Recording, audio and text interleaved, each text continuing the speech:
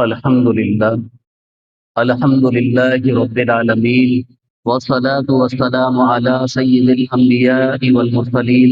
وعلی آلہ واصحابہ اجمعین اما بعد فاعوذ باللہ من الشیطان الرجیم بسم اللہ الرحمن الرحیم قال اللہ تبارک وتعالی فی القرآن المجید والفجر وليال عشر وقال تعالی فی موضع آخر وَلِلَّهِ عَلَى النَّاسِ حِجُّ الْبَيْتِ مَنِ اسْتَطَاعَ إِلَيْهِ سَبِيلًا وَمَنْ كَفَرَ فَإِنَّ اللَّهَ غَنِيٌّ عَنِ الْعَالَمِينَ وقال النبي صلى الله عليه وسلم ما من أيام العمل الصالح فيها أحب إلى الله فيها من هذه الأيام او کما قال علیہ الصلوۃ والسلام۔ محترم حاضرین، آج کے بیان کا موضوع ہے عشرۂ ذی الحجہ کی فضیلت اور حج کی فرضیت اور اہمیت۔ محترم بزرگوں، دوستوں، دنیا کا دستور یہ ہے کہ ہر تاجر، ہر بزنس مین اپنے کاروبار کے عروج اور اس کے نفع دینے والے سیزن کی طاق میں رہتا ہے۔ ایسے سیزن کے انتظار میں بیٹھتا ہے کہ جس میں وقت یعنی محنت تھوڑی کرنی پڑی اور نفع زیادہ حاصل ہوتا ہے۔ مثلا ایک آدمی اپنی تجارت میں 2 مہینے لگائے، جو نفع اسے حاصل ہوا وہ ایک جگہ، اور ایک نے صرف 2 دن میں اتنی تجارت کری، اتنا مال بیچا کہ 2 مہینے سے زیادہ بیچ لیا۔ اب کوئی کہے فائدے میں کون، کہ 2 دن والا، کہ کتنے دن کی محنت بچ گئی، کہ اس کی محنت کہ 58 دن کی محنت اس آدمی کی بچ گئی، اور دوسرے نے پورے 60 دن میں وہ نفع کمایا۔ تو ہر تاجر اس سوچ میں رہتا ہے کہ مجھے نفع والا سیزن مل جائے اور میں اس میں محنت کر کے زیادہ سے زیادہ نفع حاصل کر لوں۔ اسی طریقے سے خالق کائنات نے، اللہ رب العزت نے اپنے گناہگار بندوں کی بخشش اور ان کی مغفرت اور ان کے درجات کی بلندی کے لیے کچھ خاص ایام کو، کچھ خاص موقعوں کو مقرر کر دیا ہے۔ ہم کتنے خوش نصیب ہیں کہ اللہ رب العزت نے، اللہ تعالیٰ نے ہمیں ایک ایسا عظیم موقع پھر سے عطا فرمایا ہے کہ جو ہمیں پھر سے ملنے والا ہے، ہماری زندگیوں پر دستک دینے والا ہے، کہ جو کیا ہے کہ جس کے اندر عبادت تھوڑی اور اجر بہت سارا۔ عبادت کیسی؟ تھوڑی، اور جس پر اجر کے سال بھر کی عبادت کا۔ اللہ ہوا تو یہ اللہ کی محبت نہیں ہے تو کیا ہے کہ اللہ ہم جیسے گناہگار بندوں کو بار بار ایسے موقع عطا فرماتا ہے کہ یہ میرے بندے نیکیاں کر کے اعلیٰ درجات پر فائز ہو جائے۔ اور اللہ تبارک و تعالیٰ نے ایسے ہی بعض وقت کو، بعض ایام کو، مہینوں کو دوسرے مہینوں پر، دنوں پر فضیلت بھی عطا فرمائی ہے۔ جیسے کہنے کا مقصد، رمضان کا مہینہ سارے مہینوں کے اندر سب سے زیادہ عبادت والا کہلاتا ہے، کہ اس کی ایک ایک ساتھ بڑی قیمتی ہوتی ہے۔ کہ ایسے ہی یہ جو اب جسے ہم بقرہ عید کا مہینہ کہتے ہیں، اور جس کا نام ہے ذی الحجہ، اب اس کے اندر جو 10 دن ہیں شروع کے، اس کی بڑی فضیلت بیان کی گئی ہے قرآن حدیث کے اندر، بڑی برتری اور بڑا مقام بیان کیا گیا ہے۔ وہ 10 دن اتنے خاص بتائے گئے ہیں کہ جس کی عبادت اللہ تعالیٰ کو سب سے زیادہ محبوب ہے،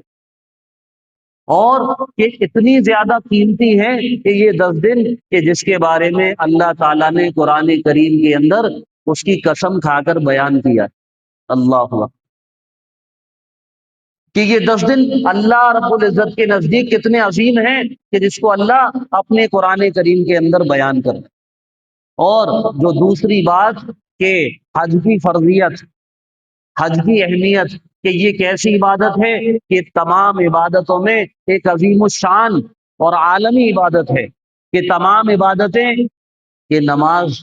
آدمی کا اس میں کوئی مال خرچ نہیں ہوتا، وہ اللہ کے گھر پر حاضر ہوا اس نے نیت باندھی، جو وقت تھا نماز پڑھ لی، نماز جیسی عبادت ادا ہو گئی۔ روزہ رکھنا تھا، روزے کا کام باڈی سے ہے، اور اس نے نیت کری، کھانا پینا چھوڑ دیا، نیت کر لی، سارے دن روزے سے رہا، شام کو افطار کر لیا، روزے کی عبادت ادا ہو گئی۔ زکوٰۃ کی عبادت صرف مالی عبادت ہے، جیسے کسی پر زکوٰۃ فرض ہے، اس نے زکوٰۃ نکال دی، یہ بھی عبادت اس کی ادا ہو گئی۔ لیکن حج ایک ایسی عبادت ہے کہ جس میں دونوں، جس میں اس کا مال بھی لگتا ہے، جس میں بندے کی جان بھی لگتی، کہ ایسی عظیم الشان عبادت ہے۔ تو اس کے تعلق سے آج ہم اس پرنور مجلس میں انشاءاللہ آج ان دونوں موضوع سے متعلق بات کریں گے کہ عشرۂ ذی الحجہ کی کیا فضیلت ہے، اور دوسرا حج کی فرضیت اور اہمیت قرآن حدیث نے کیا بیان فرمائی۔ تو پہلی بات جو عشرۂ ذی الحجہ کی اہمیت ہے، جس کو میں نے بتایا کہ عشرۂ ذی الحجہ کے تعلق سے اللہ تعالیٰ نے قرآن میں کہا والفجر وليال عشر، کہ قسم ہے فجر کی اور 10 راتوں کی۔ اس کے تعلق سے یہ قرآن کی آیت ہے۔ حضرت عبداللہ ابن عباس رضی اللہ تعالی عنہما اور جمہور مفسرین کا یہ کہنا ہے کہ یہ جو اللہ تعالیٰ نے قرآن کریم کے اندر 10 راتوں کی قسم کھائی ہے، قسم ہے فجر کی اور قسم ہے 10 راتوں کی، تو اس کے 10 راتوں سے مراد یہ عشرۂ ذی الحجہ یعنی بقرہ عید کے پہلے 10 دن کی قسم مراد ہے، کہ اللہ نے ان کے پہلے 10 دن اور پہلے 10 راتوں کی جو راتیں پڑیں گی کہ اس کی قسم کھائی ہے، کہ اس کے علاوہ کوئی اور راتیں مراد نہیں ہے۔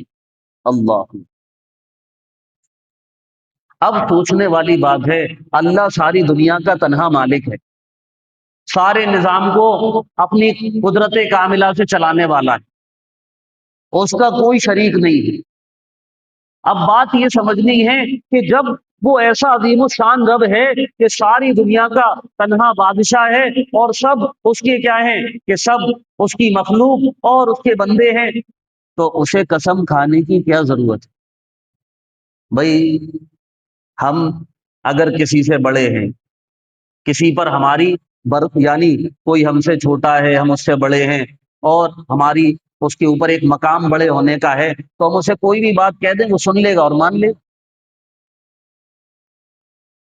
کوئی دو برابر کی بات کر رہے ہیں اور ایک آدمی نہیں سمجھ رہا، ایک سمجھانے کی کوشش کر رہا ہے، تو وہاں سمجھ میں آتا ہے کہ دونوں برابر کے ہیں، اور ایک دوسرے کی بات پر یقین نہیں کر رہا تو دوسرا قسم کھا کر بات سمجھا رہا ہے۔ لیکن اگر کوئی بڑا کسی بات کو کہہ دیتا ہے تو چھوٹے کیا کر لیتے ہیں، بغیر قسم کے بھی مان لیتے ہیں۔ میں یہ کیوں سمجھا رہا ہوں کہ نعوذ باللہ اللہ کو قسم کھانے کی کیا ضرورت پڑ گئی، کہ قرآن میں اللہ قسم کھا کر کہہ رہے ہیں قسم ہے فجر کی، قسم ہے 10 راتوں کی۔ اللہ، تو اس سے بتانے کا مقصد یہ ہے کہ اللہ کو کوئی حاجت نہیں ہے۔ اللہ تبارک و تعالیٰ کی نظر میں جس چیز کی اہمیت زیادہ ہوتی ہے، جس چیز کی اللہ تعالیٰ کی نظر میں وقعت زیادہ ہوتی ہے، اللہ جس چیز کو بندوں میں اہمیت کے ساتھ بیان کرنا چاہتے ہیں تاکہ بندے اس چیز کو اپنے لیے لازم سمجھیں، اس چیز کو ضروری سمجھیں، اللہ تعالیٰ تب قسم کھاتے ہیں۔ جیسے قرآن کے اندر دوسری جگہ ہم دیکھیں، اور دوسری جگہ بھی اللہ نے وَالضُّحَىٰ وَاللَّيْلِ إِذَا سَجَىٰ، اور کہیں وَالتِّينِ وَالزَّيْتُونِ، اور کہیں کچھ ایسی قسمیں اللہ تعالیٰ نے کھائی ہیں۔ اس سے مراد وہاں پر اہمیت کو بتانا اور اس بات کو اور اچھے انداز میں بندوں کے دل کے اندر ان کی اہمیت بٹھا کر بندوں کو عمل پر کھڑا کرنا مراد۔ تو اللہ نے جو قسمیں کھائی ہیں، اس سے یہ مراد ہے کہ اللہ کی ذات تو بہت اعلیٰ ہے، ہم اس کے بندے ہیں، وہ جیسا کہہ دے گا ہم مان لیں۔ لیکن اللہ یہاں پر اہمیت اللہ نے قرآن کے ذریعے سے بتائی ہے، تو اس میں بتایا گیا ہے کہ جب اللہ نے کسی چیز کی قسم کھائی ہوگی تو واقعی وہ چیز واقعی بڑی اہمیت والی ہو، قدردانی والی ہوگی، عمل کرنے والی ہو۔ تو یہ 10 راتوں کی قسم کھائی گئی، اس کو اللہ کے رسول صلی اللہ علیہ وسلم نے اس طرح بیان کیا، ما من ایام العمل الصالح فیہا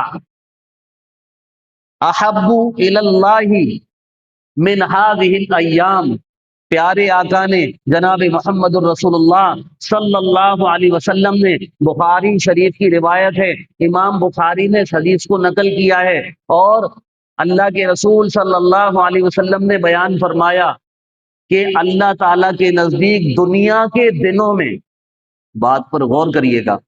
دنیا کے دنوں میں کوئی دن ایسا نہیں ہے جو اللہ کے نزدیک ان 10 راتوں سے زیادہ اہمیت والا ہو، ان 10 راتوں سے زیادہ اہمیت والا ہو، یعنی اللہ کے نزدیک یہ 10 راتیں، یہ 10 دن سب سے زیادہ اہمیت والے، کہ ان میں کیا ہوا عمل کہ اللہ تعالیٰ کے یہاں سارے سال کے عمل پر بھاری ہے۔ اللہ،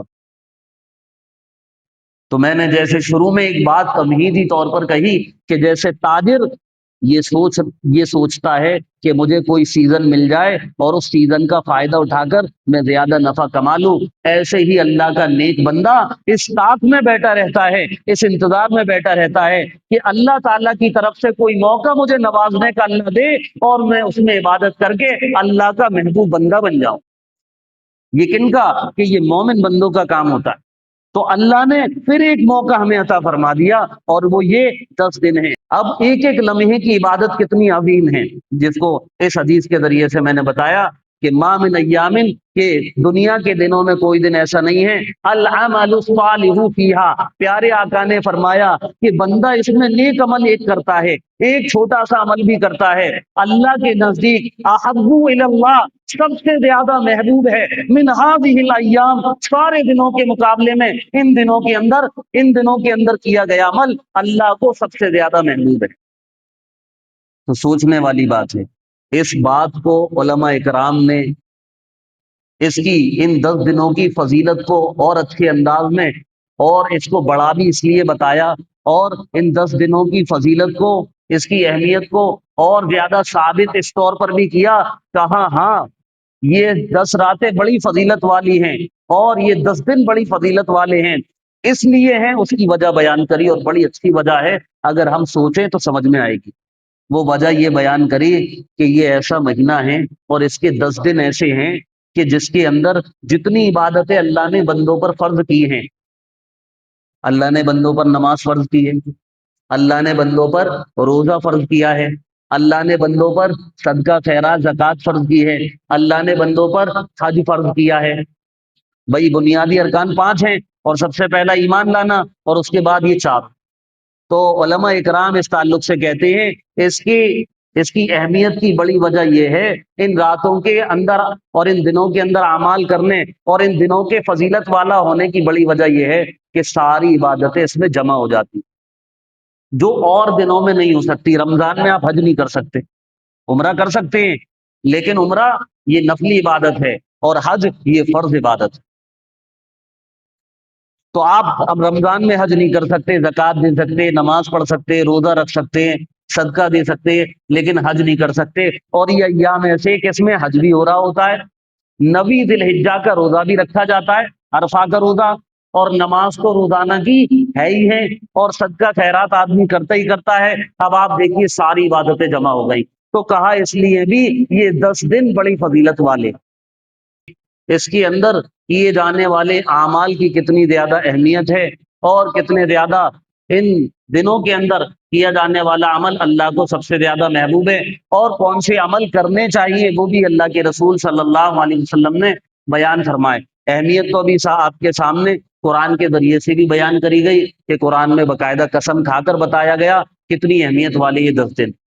اب ہم ایمان والوں کا، اللہ سے محبت کرنے والوں کا،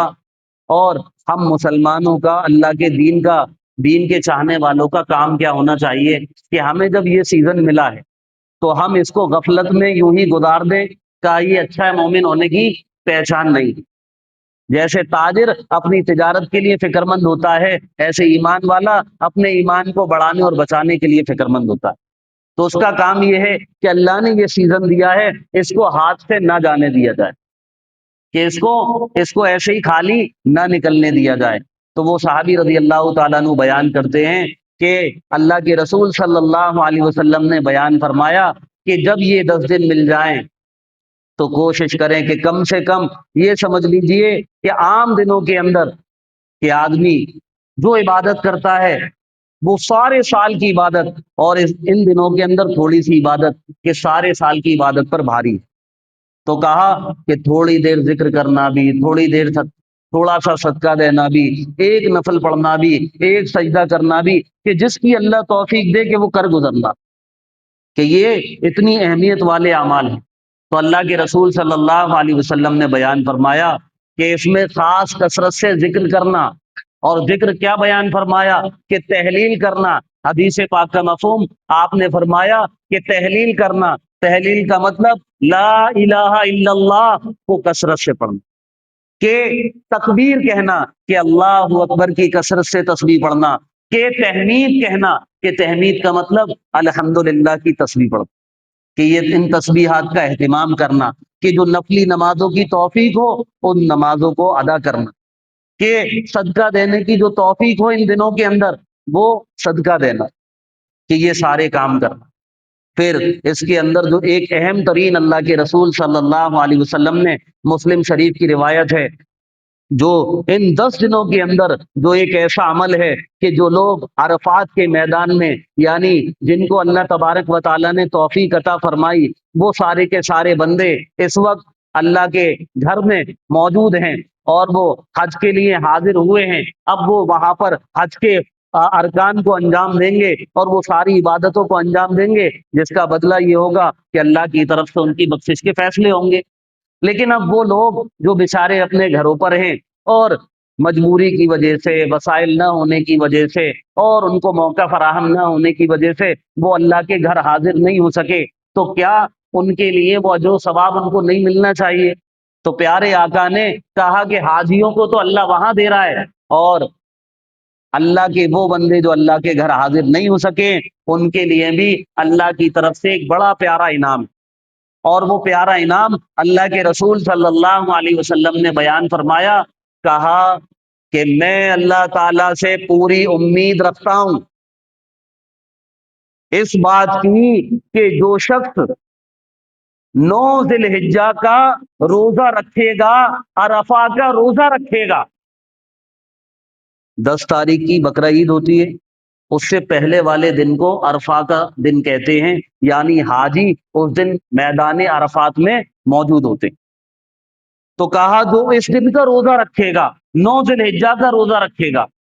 کہ اللہ تعالیٰ سے میں پوری امید کے ساتھ یہ بات کہہ رہا ہوں، اللہ پر بھروسے کے ساتھ یہ بات کہہ رہا ہوں کہ 1 سال کے پچھلے گناہ معاف اللہ کر دے گا اور 1 سال آنے والے کے گناہ معاف کر دے گا۔ اللہ سوچئے، محنت تھوڑی سی اور ثواب 2 سال کا۔ اللہ اکبر۔ اب اگر ہماری کوتاہی یہ رہی کہ ہم نے اتنی بڑی نعمت کو ٹھکرا دیا تو ہم واقعی اچھے مومن نہیں ہیں، اللہ کے اچھے بندے نہیں ہیں، کہ اللہ تو آفر دے رہا ہے اور ہم اس آفر کو ٹھکرا رہے ہیں۔ تو کوشش یہ ہونی چاہیے کہ جب 2 سال کے گناہوں کی معافی کا پروانہ چند گھنٹوں کی محنت میں ادا ہو رہا ہے، چند گھنٹوں کی محنت میں اللہ کی طرف سے مل رہا ہے، تو خدا کی قسم چند گھنٹے بھوکا پیاسا رہنے میں کون سی بڑی آفت ہے؟ جب آدمی کام میں لگا ہوتا ہے تو 7-8 گھنٹے وہ یوں ہی لگا دیتا ہے کہ کام میں لگا ہوا ہے، بزی ہے، وقت نہیں ہے، اور بھوکا پیاسا بیٹھا ہے کہ اگر پانی پینے کا بھی موقع نہیں مل رہا تو نہیں پی رہا، صرف اس لیے کہ میرا کاروبار، میرا کام، میرا مشغلہ، میری ذمہ داری، اس کے چکر میں وہ 8 گھنٹے 10 گھنٹے بھوکا پیاسا بیٹھا۔ تو کیا ہم اپنی آخرت کو سامنے رکھتے ہوئے اور اللہ کو مناتے ہوئے اللہ کو راضی کرنے کے لیے کیا عرفہ کا 1 دن کا روزہ، 9 ذی الحجہ کی 1 دن کا روزہ، اور ہم سب تو ایمان والے بندوں کا تو معاملہ یہ ہوتا ہے کہ وہ تو اللہ کو راضی کرنا چاہتے ہی ہیں اور کوشش کرنا چاہتے ہیں، سوچتے رہتے ہیں کہ اللہ موقع دے، یہ موقع اللہ نے دے دیا ہے، اب ہمیں یہ کرنا ہے کہ یہ روزہ انشاءاللہ ہمیں ملے گا، ہمیں جانے نہیں دینا، کہ ہمیں انشاءاللہ خود بھی رکھنا ہے اور انشاءاللہ اپنے گھر کی ماؤں بہنوں کو بھی بتانا ہے، اپنے بھائی بندوں کو بھی بتانا ہے، دوست احباب کو بھی بتانا ہے۔ ہم جو روزہ رکھیں گے اس کا اجر و ثواب ہمیں ملے گا، جو رکھیں گے ہمارے ذریعے سے اللہ ہمیں بھی ان میں سے دے گا، ان کے میں سے کمی نہیں کرے گا۔ اللہ، کہ یہ زبردست عبادت اللہ کے رسول صلی اللہ علیہ وسلم نے بیان فرمائی۔ اب ایک مسئلہ جو زیادہ تر پوچھا جاتا ہے میں اسے بھی کلیئر کر دیتا ہوں، وہ یہ ہے کہ جو حضرات قربانی کرنے کا ارادہ رکھتے ہیں، قربانی کرنے کا ارادہ سے مطلب یہ ہے، بعض لوگ تو قربانی کا جانور پہلے ہی لے آتے ہیں، 15 دن پہلے لیا ہے، 10 دن پہلے لیا ہے، اور پہلے لیا ہے، کسی نے تو پال لیا، کوئی مسئلہ ہی نہیں ہے۔ بعض 1 دن پہلے 2 دن پہلے لاتے ہیں، بعض اسی دن لے کر آتے ہیں۔ تو اس کا بتانے کا مقصد یہ ہے، میں اس لیے اس اجتماعیت میں بتا رہا ہوں تاکہ کسی کو بعد میں پریشانی نہ ہو۔ تو جو شخص قربانی کرنے کا ارادہ رکھتا ہے، حضرت ام سلمہ رضی اللہ تعالیٰ عنہا بیان کرتی ہیں، حدیث پاک کا مفہوم ہے، پیارے آقا نے ارشاد فرمایا کہ جو شخص تم میں سے قربانی کرنے کا ارادہ رکھتا ہو، اسے چاہیے کہ وہ یہ بقرہ عید کا چاند، جسے ذی الحجہ کا چاند کہتے ہیں، کہ اس کا چاند جیسی اس کا چاند ہونے سے پہلے پہلے تو اپنے بال اور ناخن کاٹ لے، پہلے پہلے، اور جب اس کا چاند ہو جائے تو پھر وہ ناخن اور بال کاٹنے سے رک جائے، کھال کاٹنے سے رک جائے۔ اچھا، مصلحتاً یہ کیا ہے؟ کہا یہ مستحب عمل ہے۔ اگر کسی شخص کے، یعنی جسے قربانی کرنی ہے، اب وہ بال ناخن کب کاٹے گا؟ قربانی کر کے کاٹے۔ اگر عورت ہے، وہ کر رہی ہے قربانی، وہ اپنی قربانی خود کرے گی، اس کے نام کا جانور آیا ہوا ہے، وہ قربانی کرے گی، تو وہ بھی اپنے ناخن وغیرہ نہ تراشے، بال وغیرہ نہ کاٹے۔ بہت سی لیڈیز اپنے بال وغیرہ سنوارتی ہیں، بنواتی ہیں، تو بتانے کا مقصد اس کے لیے بھی سیم حکم ہے، اس کے لیے بھی سیم حکم ہے۔ لیکن کوئی ایسا آدمی ہے 40 دن سے زیادہ اس کے ناخن بڑے ہو گئے، کتنے؟ 40 دن سے زیادہ، اور 40 دن سے زیادہ ہی اس کے بال، یعنی زیر ناف کے بال، مونچھوں کے بال یہ بڑھ رہے ہیں۔ خاص طور سے زیر ناف کے بال میں یہ مسئلہ بیان کیا جاتا ہے۔ مونچھوں کے تو اتنے زیادہ نہیں، مونچھوں کے لیے تو یہ زیادہ بڑے ہیں، آدمی کھا پی رہا ہے اور وہ بال مونچھوں کے اس کے اندر آ رہے ہیں، تو اس کا یہ کھانا پینا اس کے لیے کیا ہے؟ ناپسندیدہ مکروہ شمار ہو رہا ہے، تو اس کو بھی وہ صحیح رکھے۔ لیکن یہ بال کاٹنے والا عمل تو اسے وہی کرنا ہے۔ لیکن اگر 40 دن سے زیادہ کسی کو ہو چکے ہیں تو اس کو وہاں پر شریعت یہ حکم دے رہی ہے کہ وہ کیا کر لے؟ وہ کاٹ سکتا ہے، ناخن بھی کاٹ سکتا ہے اور زیر ناف کے بال وہ بھی صاف کر سکتا ہے۔ دوسری بات اسی سے متعلق، یہ مسئلہ صرف کن کے لیے ہے؟ قربانی کرنے والوں کے لیے۔ جو قربانی نہیں کر رہے وہ اپنے بال بھی کٹوا سکتے ہیں اور ناخن بھی کاٹ سکتے ہیں، کوئی مسئلہ نہیں۔ اب وہ یہ امید، اس طرح کی بات بھی بیان کی جاتی ہے، مولانا ہم نے یہ بات سنی ہے، مفتی صاحب نے یہ بات سنی ہے، اور وہ یہ کہ اگر کوئی قربانی نہیں کر رہا، وہ بھی بال نہیں کاٹے، وہ بھی ناخن نہیں کاٹے، اسے بھی قربانی کا ثواب مل جائے گا۔ اصل میں آپ کو شریعت کا کانسیپٹ بتاؤں، لاجک بتاؤں، لاجک کا مطلب کیوں ایسا ہے؟ تو ایسا یوں ہے کہ جو حاجی وہاں حج کرتے ہیں انہیں 2 چادریں پہنا دی جاتی ہیں، جو احرام وہ باندھتے ہیں 2 چادریں ان کے بدن پر ہوتی ہیں، وہ بھی وہاں بال نہیں کاٹتے، وہ بھی وہاں پر ناخن نہیں کاٹتے، اور اس کنڈیشن میں ان کو اللہ کے یہاں حاضر رہنا پڑتا ہے۔ اس کی وجہ یہ ہے کہ اللہ کی محبت میں وہ دیوانہ وار پھرتے ہیں، اور کسی کی یاد میں جب کوئی پاگل اور مجنون بن جاتا ہے، آپ دیکھیں دنیا کی محبت کرنے والے وہ بھی ایسے مجنون، ایسے پاگل بنے پھرتے ہیں، بس وہی دکھ رہی ہے، وہی ان کو نظر آ رہی ہے، ایسی کنڈیشن ہو جاتی۔ تو جو اللہ سے محبت کرتا ہوگا اس کا کیا معیار ہونا چاہیے؟ تو یہ اس طریقے سے رکھنا کہ بال نہیں کاٹنا، ناخن نہیں کاٹنا، یہ مقصد کیا ہے؟ تاکہ وہ بندہ یہ اظہار کر سکے کہ اللہ میں آپ سے اتنی محبت کرتا ہوں کہ میں نے اپنے آپ کو ایسا بنا دیا ہے کہ مجھے تو یہ بھی یاد نہیں کہ میرے بال بڑے ہو رہے ہیں کہ ناخن بڑے ہو رہے ہیں۔ اس کا کانسیپٹ یہ اللہ گندا نہیں رکھنا چاہتا، اللہ بیکار رکھنا نہیں چاہتا، بلکہ یہ کانسیپٹ ہے یہ 10 دن کا کہ اللہ کا بندہ اس طریقے سے اللہ کے سامنے جب ہوتا ہے تو اس کا مقصد یہ ہوتا ہے کہ دیکھو کوئی آدمی محنت کر کے ایک دم پسینے میں سرابور ہو رہا ہو، صبح سے لگاؤ تو اس کے مالک کو ترس آ جاتا ہے، صبح سے کام کر رہا ہے، بڑا تھک گیا، جا کے ہاتھ منہ دھو، کھانا کھا، بعد میں کریے دوسرا کام۔ تو جب 10 دن کے لیے وہ حجاج وہاں رہتے ہیں، وہ سارا عمل کرتے ہیں، اللہ کو کیسی محبت آتی ہے کہ اس عمل کا بدلہ کہ حج کے اندر وہ کوئی کمی نہیں کرتا، حج کے اندر وہ کوئی گناہ کا کام نہیں کرتا، اور جو کام ہے ارکان ہے وہ اچھی طرح ادا کرتا ہے، کہا بدلے میں جنت ملے گی، اس سے کم کچھ نہیں ملے گا۔ کن کے لیے؟ ان حجاج کے لیے۔ تو اللہ نے جن کو مال و دولت دیا ہے وہ اس کے بعد بھی حج کرنے نہیں جا رہے، وہ سوچ رہے ہیں بوڑھے ہو جائیں گے تب جائیں گے، یا جو لوگ یہ سوچ رہے ہیں کہ ابھی تو ایسا کام ہے، کام چل رہا ہے، اور یوں اور تمام، یعنی بہت سارے مسائل اپنے ساتھ جوڑ لیے ہیں۔ حج کی عبادت کا جو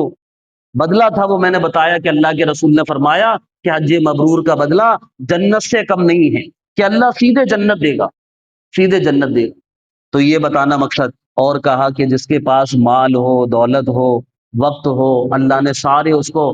جو وسائل ہیں وہ دے رکھے ہوں، اس کے بعد بھی ٹال مٹولی میں لگا ہوا ہے اور زندگی کا کوئی بھروسہ نہیں ہے اور ٹال رہا ہے، سارے وسائل موجود ہیں۔ آقا نے فرمایا، حدیث پاک کا مفہوم ہے، وہ جب مرے گا تو پتہ نہیں یہودی ہوگا کہ نصارہ ہوگا، کچھ پتہ نہیں۔